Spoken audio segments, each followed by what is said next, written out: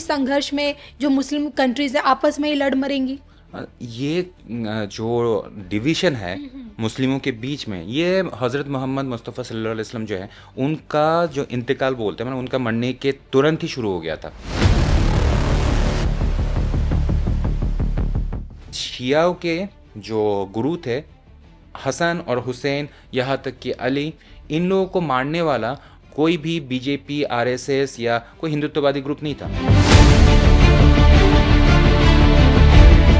इस लड़ाई में आपको लगता है कि मक्का कहीं ना कहीं खतरे में है? शियाओं के मस्जिद में बम फूट गया। हाँ, वो क्यों? क्योंकि बोल रहे हैं कि शिया काफिर है।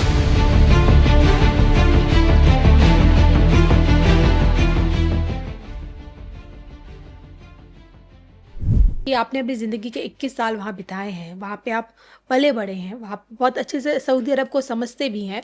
क्या लगता है इस युद्ध में सऊदी अरब, हम देख रहे हैं ना कि जो खूनी संघर्ष है कहीं ना कहीं मुस्लिम देशों में आपस में ही है, तो क्या ये चीज़ें जो अभी हम देख रहे हैं, क्या ये हदीस में, कुरान में, क्या ये पहले से मौजूद है, लिखी गई है कि हाँ खूनी संघर्ष में जो मुस्लिम कंट्रीज है आपस में ही लड़ मरेंगी? ये जो डिवीज़न है मुस्लिमों के बीच में, ये हज़रत मोहम्मद मुस्तफ़ा सल्लल्लाहु अलैहि वसल्लम जो है उनका जो इंतकाल बोलते हैं, मतलब उनका मरने के तुरंत ही शुरू हो गया था। अच्छा। हाँ, मैं अब बताता हूँ कैसे। It was a family dispute. कैसे? हज़रत मोहम्मद जो है, प्रॉफिट मोहम्मद इस्लाम का, उनका बेटी का नाम था फातिमा, जिनका शादी हुआ था मोहम्मद का ही चचाजाद भाई के साथ। जी। मतलब उनका नाम क्या है? फातिमा, मोहम्मद का बेटी, अपने चाचा के साथ शादी किया है। ओके, तो वो क्या हुआ, ब्लड रिलेशन में ही एक फैमिली है। दूसरा था कि हज़रत मोहम्मद का छोटी बीवी, मतलब तीसरी बीवी, लेकिन वो एज में छोटी है, इसलिए छोटी बीवी बोल रहा हूँ, क्योंकि उसको 6 साल के एज में शादी किया था। तो उनका जो पिताजी है अबू बकर, हाँ, तो इन दोनों में क्लैश हुआ था। कहाँ पर? एक पर्टिकुलर ग्रुप थे इस्लाम का, मुस्लिमों की एक पर्टिकुलर ग्रुप थे, वो लोग बोल रहे थे कि हम उसी को लीडर मानेंगे जिसके साथ हज़रत मोहम्मद का ब्लड रिलेशन हो। अच्छा। हाँ, तो वो मानना चाहते थे अली को, क्योंकि अली के साथ उसका ब्लड रिलेशन क्यों है? क्योंकि चाचा का बेटा है। हाँ, और फातिमा भी उसका बेटी है। तो उनसे पैदा हुआ जो हसन हुसैन है, उनको भी अपना लीडर्स मान रहे थे। कौन? शिया लोग। अच्छा। हाँ, और सुन्नी लोग जो थे, सुन्नी थे वो जो आयशा जो थी हज़रत मोहम्मद का तीसरी बीवी, उनका पिताजी। हाँ, तो एक क्या है कि अपने खानदान का, और दूसरा ससुर के खानदान का, दोनों में क्लैश हुआ कि चलो कौन लीडर बनेगा। तो क्या है कि मेजॉरिटी ग्रुप जो है वो सपोर्ट किए थे अबू बकर को, मतलब आयशा के पिताजी को। वो बन गए शिया, सॉरी सुन्नी। और दूसरा जो अली वाला जो ग्रुप थे, वो बन गया शिया। ओके। सुन्नी और शिया का क्लैश तब से ही शुरू हुआ है, जो अभी तक चला आ रहा है। अभी तक चला आ रहा है और चलते जाएगा। क्योंकि ये दुश्मनी कब हुआ था कि शियाओं के जो गुरु थे हसन और हुसैन, यहाँ तक कि अली, इन लोगों को मारने वाला कोई भी बीजेपी, आरएसएस या कोई हिंदुत्ववादी ग्रुप नहीं था। शिया सुन्नी को मारा, सुन्नी शियाओं को मारा, यही क्लैश चलते आ रहा है। अच्छा, शिया सुन्नी की इस लड़ाई में आपको लगता है कि मक्का कहीं ना कहीं खतरे में है? क्योंकि हमने देखा कि हमारे अपने खुद के देश में जब हिंदुओं को चोट पहुंचाने के लिए हिंदुओं के मंदिरों को तोड़ा गया, उन्हें रौंदा गया, क्या ये चीज़ें यहाँ पे भी दिखती हैं? ये मैं बचपन से देखते आ रहा हूँ। जैसे मैं रियाद शहर में रहता था, तो रियाद शहर में दो तरह का मस्जिद हुआ करते थे, शिया और सुन्नी। मैक्सिमम टाइम देखा जाता है कि शियाओं के मस्जिद में बम फूट गया। यस। हाँ, वो क्यों? क्योंकि बोल रहे हैं कि शिया काफिर है। उन इस्लाम में किसी को भी मरवाना हो या मारना हो, बोल दो कि काफिर है, इसने नबी के गुस्ताखी में कुछ कह दिया था। ब्लेसफेमी। ब्lasphemy का लॉ दे दो, फिर एवरीथिंग इज जस्टिफाइड। तो ये चीज़ हमेशा क्लैश करेगा। अभी भी ये देखे कि ईरान ने जब दुबई, फिर सऊदी अरेबिया, यहाँ के यूएस मिलिट्री बेस में जब भी बम गिराया है, तो ज़्यादातर लोग पक्ष में नहीं आए ईरान की, क्योंकि इंडिया के ज़्यादातर जो सपोर्टर है वो शियाओं के नहीं, सुन्नियों का है।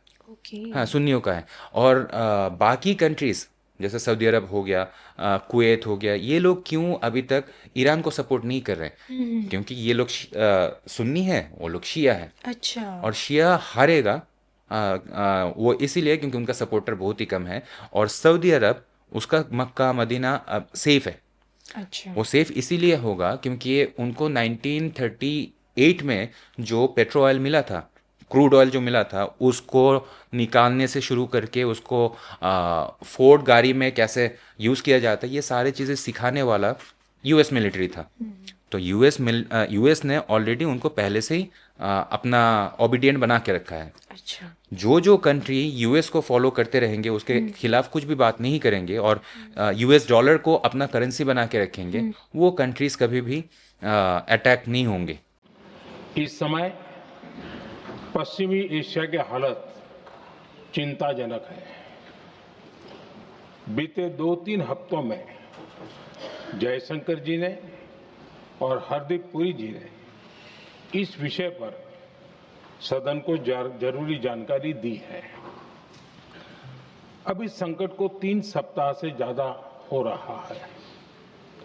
इसका पूरे विश्व की अर्थव्यवस्था पर, लोगों के जीवन पर बहुत ही विपरीत असर हो रहा है। इसलिए पूरी दुनिया इस संकट के जल्द से जल्द समाधान के लिए सभी पक्षों से आग्रह भी कर रही है। अध्यक्ष महोदय, भारत के सामने भी इस युद्ध ने अप्रत्याशित चुनौतियां खड़ी कर दी हैं। ये चुनौतियां आर्थिक भी हैं, नेशनल सिक्योरिटी से जुड़ी भी हैं और मानवीय भी हैं। युद्धरत और युद्ध से प्रभावित देशों के साथ भारत के व्यापक व्यापारिक रिश्ते हैं। जिस क्षेत्र में युद्ध हो रहा है, वो दुनिया के दूसरे देशों के साथ हमारे व्यापार का भी एक महत्वपूर्ण रास्ता है। विशेष रूप से कच्चे तेल और गैस की हमारी जरूरतों का एक बड़ा हिस्सा यही क्षेत्र पूरा करता है।